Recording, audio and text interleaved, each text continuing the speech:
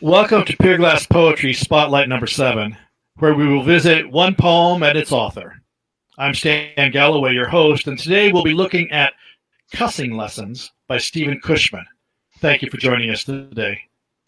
Thank you, Stan. It's a great pleasure to see you again. That was a few years ago we met, and I'm glad to be back. Thank you.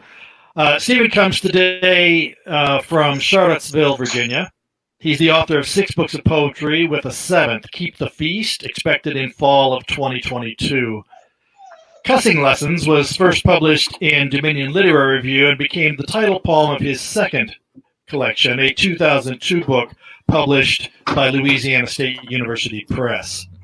Stephen, would you read Cussing Lessons for us? I would be happy to do that. Thanks. I promised my mother I'd never curse the day I was born. A promise I've kept only by cursing most everything else. I started early, losing allowances for taking the name of our Father in vain, then moving, quite shrewdly I thought, on to the Son. How juicy to find him taboo too, although it also felt unfair that I should lose a dime for ignorance. Next came lots of racial slurs, courtesy of Denny, my delinquent neighbor, which we hurled without discrimination from a car hood at every passerby until my parents arrived. Then the time I climbed a white pine to yell, "Retard," down on helpless traffic and get spanked. Scholars who read 17 languages impress me so much less than fluent speakers of the unspeakable, blessed with the knack for malediction and imprecation, who in sublime high gear soar so far above our daily expletives, they might as well be talking in tongues.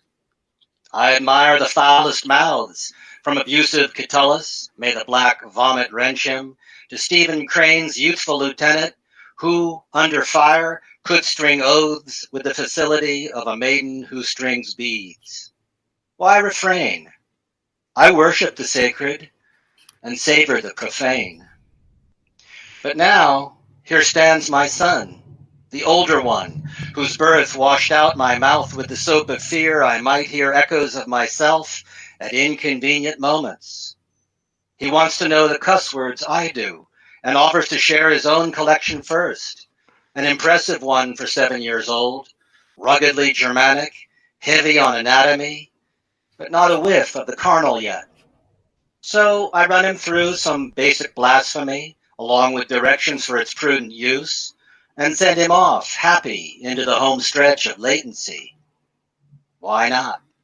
If he's going to learn, it might as well be from someone competent to teach him right.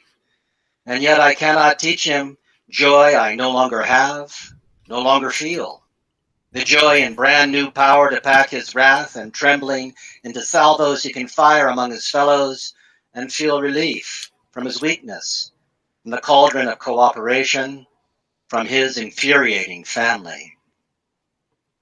What in the world is left for me to say? Though I speak with the tongue of a devil, what good does it do if I get no comfort from demons I am deviled by?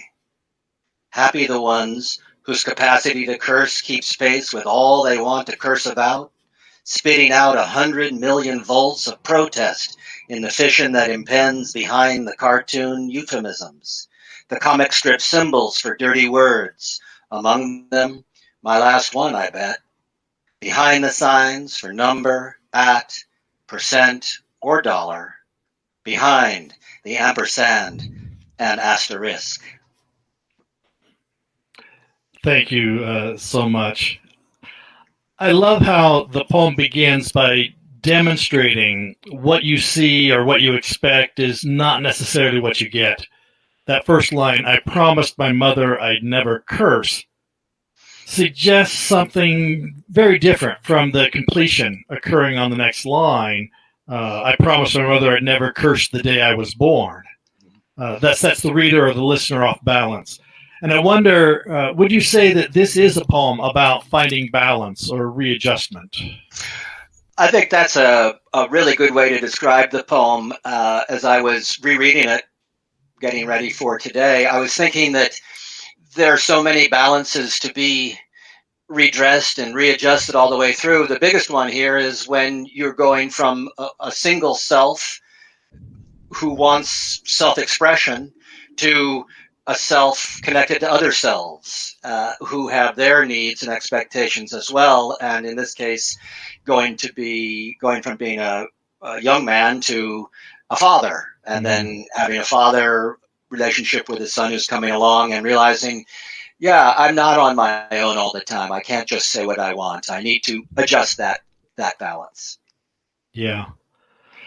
The major balancing act at work in the poem is between the contrary poles of the sacred and the profane, which you indicate there at the end of stanza 2, reminding me of William Blake's The Marriage of Heaven and Hell. Do you find this poem more about achieving a peaceful coexistence between the two, or is it more a declaration of independence for the profane? Those are wonderful metaphors. Very political, sovereign states, geopolitics. I guess if I were going to continue in the same vein, I would say something like, I have to accept that the profane is an independent state, but it's an independent state within a United States, subject to some sort of central control. No matter how much I want to recognize the right of that particular state, it's got to be part and parcel of a larger unit.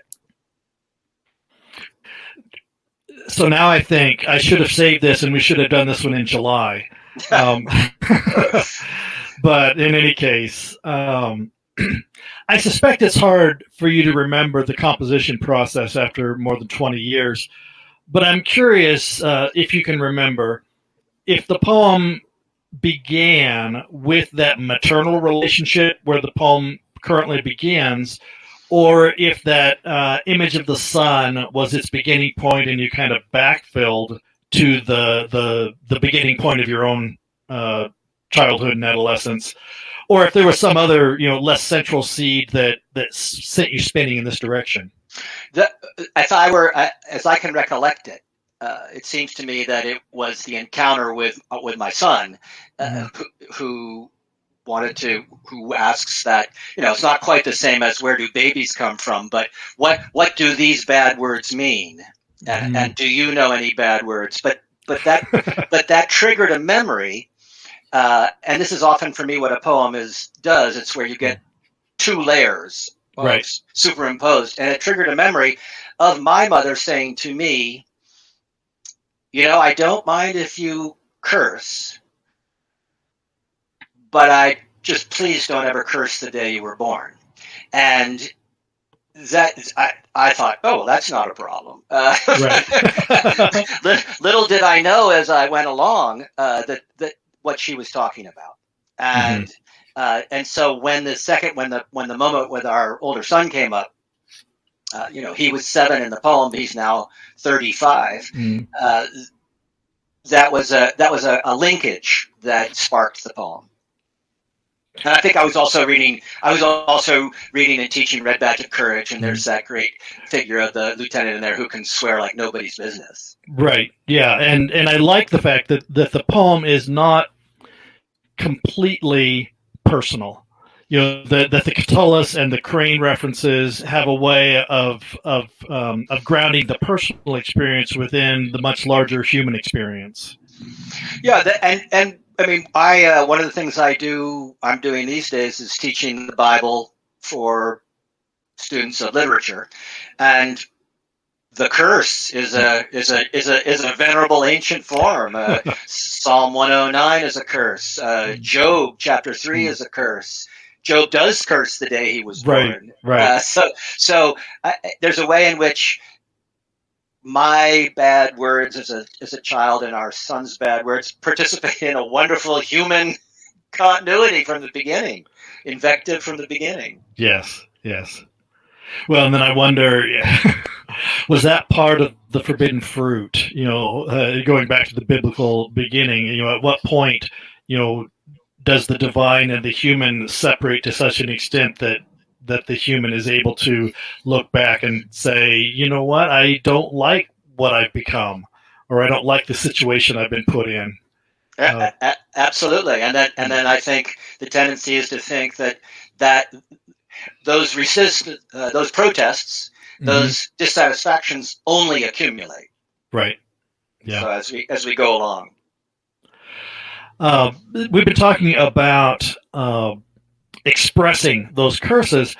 The final image of curse words becoming cartoons of themselves, of in effect becoming inexpressible, both returns to the promise not to curse at the beginning of the poem, but also to the uncontainable nature of cursing that even a lifetime's practice, can't necessarily master. And I wonder, was that a conscious construction, or was that an ending? That is, were you consciously trying to point both back and forward there, or was that something that arrived more serendipitously as you were writing? If you can remember. Yeah, I think my sense is that it was more serendipitous, because I think what what I began to realize, and what I realized talking to the younger child, is that on the one hand, as you say, the impulse to curse is a lifelong one and an uncontainable one, even if one manages never to do it. But certainly one can be boiling all the time to want to do it. But the other thing that the comic strip part is, there is a certain comedy to it, in that the more you curse, the less it means. And I think that that's one thing. I don't want to sound like a curmudgeon, but one thing about sort of pervasive swearing in our culture is it's not powerful anymore. Right. It's just part. It's familiar. It's just part of the pattern. And I think that one of the things, if you want to really curse well, you have to reserve it, and you have to be original with it. If you're using the same 4 or 5 words that everybody else uses, it doesn't do enough for me. Right. And so I think that's part of what I'm starting to realize at the end too. And I hadn't thought about it, but yes, that pervasive punctuation with cussing, it does. You start to tune it out. You no longer hear. Yeah. You no longer hear those words, and they do become like ampersands and dollar signs. Well, maybe not dollar signs. Unless you're a movie star, then maybe it's dollar signs. Well, they become cliches. They become dead language. And as poets, those are our sworn enemies. And so, the task always is how to refresh language. Right. How to make it fresh. Mm-hmm. Yeah. This has been a delightful conversation. And as always, let me end by asking, is there anything you would like to add to help us appreciate the poem more fully? The only thing I can think of is that the strange thing about swearing is it appears to be frankness. It appears to be straightforwardness and unguardedness and uncensoredness. But in both this poem and in say Job's cursing the day he was born, what I've come to realize is that cursing is often an evasion.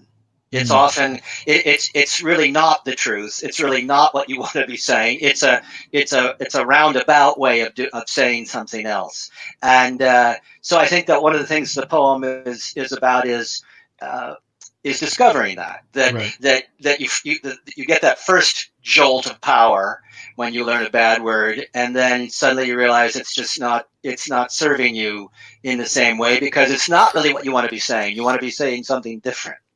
Yeah, that's a powerful insight, and we may all know people who need to hear that message so that we can understand them better. Yes, amen. Yeah. Well, again, thank you so much, Stephen, for joining us today. Thank you, Stan. Yeah. Oh, you're welcome. Yes, born in Connecticut, but having taught now at the University of Virginia for 40 years, Stephen is the Robert C. Taylor Professor of English there. He has been a fellow at the American Council of Learned Societies and a Fulbright Teaching Fellow in Greece. In 2014, he was named UVA Cavalier Distinguished Professor, and in 2015, he won a State Council of Higher Education for Virginia Outstanding Faculty Award. And of course, he is a master of language, sacred and profane. For Pier-Glass Poetry, I'm Stan Galloway, wishing you a poetic day.